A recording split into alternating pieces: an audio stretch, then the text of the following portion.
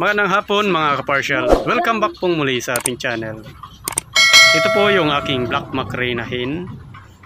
Ito po ay aking gagamitin as material para ngayong local season mga kaparsyal. So ngayon sana na early bird.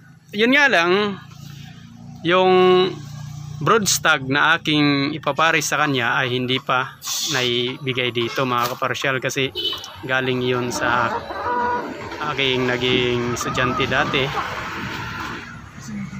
So nagbigay siya sa akin ng devil hatch na brood stag na nakakross sa Peruvian. So yun yung ipaparis ko dito ngayon mga kaparsyal.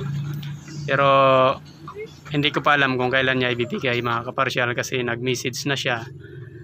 Mag-update daw siya this coming 25 ngayong araw, mamaya or bukas, depende sa result ng kanyang laban doon sa sa Rueda. So yan mga kaparsyal, kasi bawal magpalabas. According to him, hindi siya nagpapalabas ng manok kapag mayroon siyang incoming na laban. So yan mga kaparsyal, ngayon antay-antay lang muna as long as wala pa yung ating brood stag na ipaparis sa kanya. Ongoing pa naman mga kaparsyal yung pag-priming ko dito. Nag-start ako mag-priming sa kanya ditong August 14.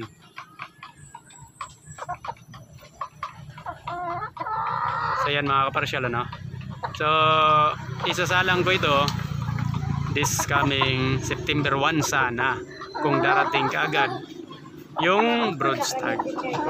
Pero mga kaparsyal, kung hindi dumating ngayon, isasalang ko ito para ngayong local board. So yan mga kaparsyal.